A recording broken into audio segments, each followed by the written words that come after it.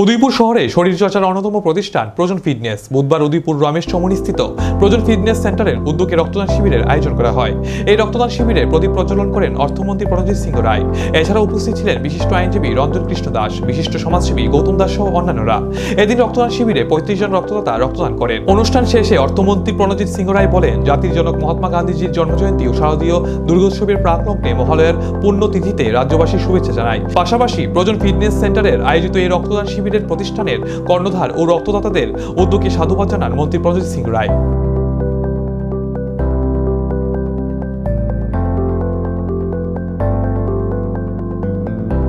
একটা দিন আজকে 2 অক্টোবর, এটা আমাদের সারা দেশ না শুধু সারা পৃথিবীতে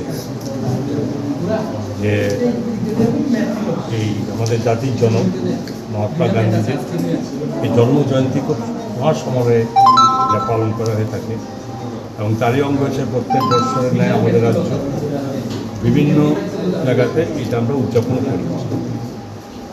স্বাভাবিকভাবে জাতির জনক সেটা আলাদা একটা আমাদের একটা অনুভূতি এবং শ্রদ্ধা, এবং এটাকে সেই সঙ্গে রেখে ওনার যে কর্ম জীবন ছিল বা ওনার যেটা পথপ্রদর্শক ছিলেন সেগুলোকে ওনাদের জন্ম জয়ন্তীতে আমরা তুলে ধরে আমাদের মধ্যে এটা আলোচনা এবং এটার মধ্যে যাতে সকলের যুক্ত হতে পারি, এটা একটা আমাদের প্রধান লক্ষ্য থাকে।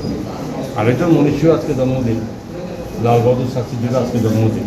সুতরাং এটা খুবই উল্লেখযোগ্য দিন এটা, এবং সেই সঙ্গে দেবীপক্ষ যেটা আজকে আগমনের সূচনা হবে নবরাত্রি, এবং আমাদের তো রাজ্যের মধ্যে সর্ববৃহৎ অনুষ্ঠান শারদীয়া দেবীর দুর্গোৎসব। আর এটা আমাদের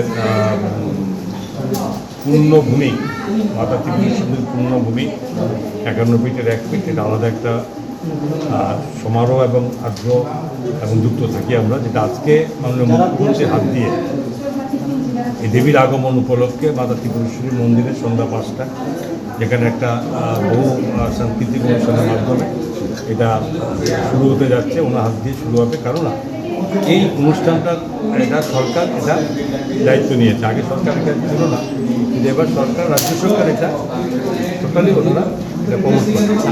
এটার জন্য আজকে প্রথম দিনের আজকে সেটার জন্য প্রধানমন্ত্রী মাননীয় মুখ্যমন্ত্রী সেটা সূচনা করবেন। স্বাভাবিকভাবেই দিনটা এই আমাদের জাতির জনক মহাত্মা গান্ধীজির স্বচ্ছ ভারতের যে প্রোগ্রাম চলছে গত 17 তারিখ থেকে আজকে 2 তারিখের আজকে ওনার জন্ম দিবসে এটা আমাদের সমাপ্ত হচ্ছে, এবং যেটা উনি এটা শুরু করেছেন ওনারই আদর্শ ছিল, কিন্তু সেটা সেভাবে প্রতিফলিত হয়নি, কিন্তু আজকে সেটা চলছে এবং সেটা আজকে আমাদের শেষ হলো। এবং আমি আগাম থাকবে আজকে যে ব্লাড ডোনেশন, দেখুন এটা একটা অন্যরকম উৎসব প্রতিদিন চলতে পারে, এটার জন্য কোনো দিন লাগে না, কিন্তু তারপরেও জাতির জনক মহাত্মা গান্ধীজির এই বিশেষ জন্মজয়ন্তীতে এই রক্তদানের যে আয়োজন করা হয়েছে এটার জন্য আমি নিজে খুবইভাবে গর্বিত।